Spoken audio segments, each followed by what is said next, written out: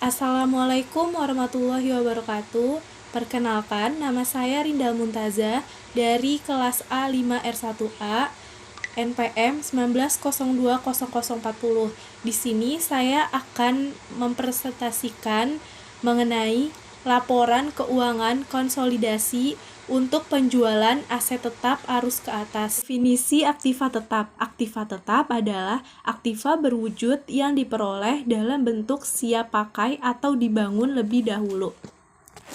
Jenis aktiva tetap diantaranya yaitu pertama ada tanah. Tanah digunakan sebagai area bangunan gedung, lapangan, parkir, halaman, dan lain sebagainya yang berguna untuk perusahaan.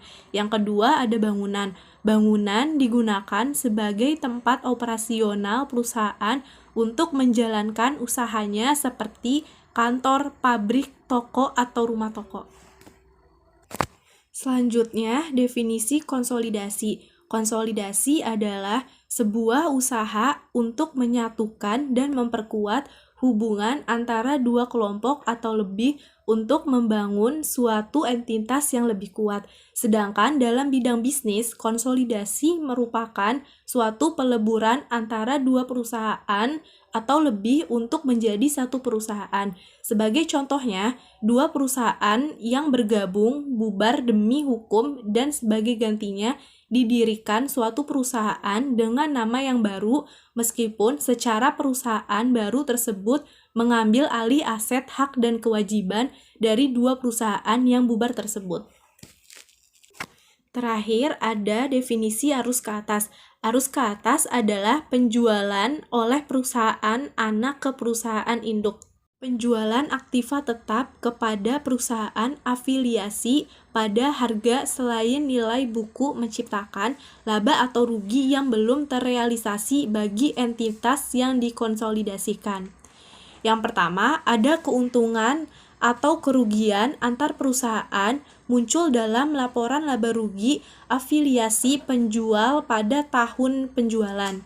Yang kedua, ada keuntungan atau kerugian yang belum direalisasi dari sudut pandang entitas yang dikonsolidasikan tidak bisa dijual kepada entitas luar atau dalam kasus depreciable aktiva tetap secara penuh menggunakan entitas yang dikonsolidasikan.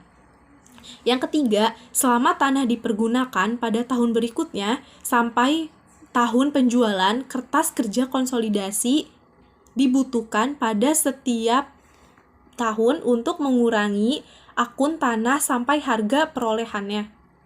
Yang keempat, saat tanah dijual kepada entitas luar, induk perusahaan mengakui laba atas penjualan antar perusahaan sebelumnya. Transaksi antar perusahaan aktiva tetap. Dalam transaksi jual beli aktiva tetap antara perusahaan induk dan perusahaan anak, terdapat dua masalah yang timbul, yaitu pertama, masalah laba atau rugi yang harus dieliminasi. Yang kedua, masalah penyusutan aktiva tetap bagi perusahaan yang membeli. Hal-hal yang mendapat perhatian dalam penjualan aktiva tetap antar afiliasi. Yang pertama, ada laba atau rugi yang telah diakui oleh perusahaan, penjual harus dieliminasi. Yang kedua, aktiva tetap pada perusahaan pembeli dicatat terlalu besar. Yang ketiga, aktiva tetap dan depresiasi harus dicatat sebesar nilainya semula sehingga harus dilakukan eliminasi. Ini ada contoh laporan keuangannya. Perusahaan P memiliki 90% kepemilikan perusahaan S. Diperoleh pada saat nilai buku sama dengan nilai wajar. Harga perolehannya $1.500 dan dijual antar perusahaan dengan harga $2.500. Bisa dilihat di sini terdapat tabel penjualan arus ke atas. Penjualan pada kolom perusahaan P sebesar $50.000, pada kolom perusahaan S 90% sebesar $30.000 dan laporan konsolidasinya sebesar $80.000. Pendapatan dari S pada kolom perusahaan P sebesar $4.500, penyesuaian dan eliminasinya sebesar $4.500. Keuntungan penjualan tanah pada kolom perusahaan S sebesar 1.000, penyesuaian dan eliminasinya sebesar 1.000.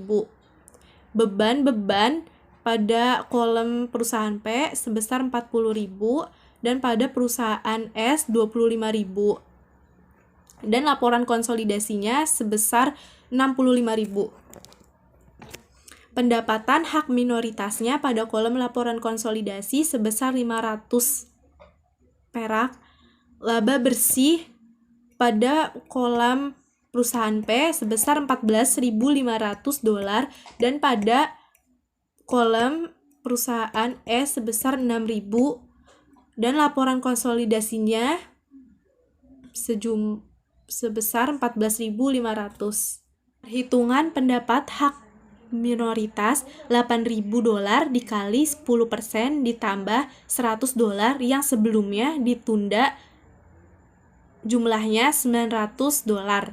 Satu baris, investasi pada perusahaan S sebesar 8.100, pendapatan dari perusahaan S sebesar 8.100. Dan untuk mencatat 90% dari pendapatan yang dilaporkan perusahaan S dan mengetahui laba atas penjualan tanah kepada perusahaan S yang sebelumnya ditunda, perhitungannya yaitu 8.000 dikali 90% ditambah $900. Selanjutnya, kertas kerja konsolidasi. Investasi pada perusahaan S sebesar $900, kepemilikan minoritas awal $100 di debit, pada keuntungan penjualan tanah $1.000 di kredit. Untuk menyesuaikan keuntungan atas penjualan tanah menjadi $1.500 keuntungan bagi entitas yang dikonsolidasikan.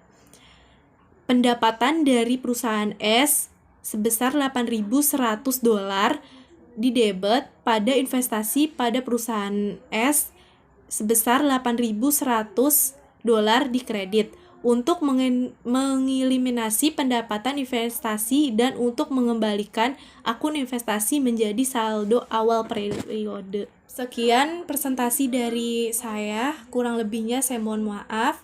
Wassalamualaikum warahmatullahi wabarakatuh.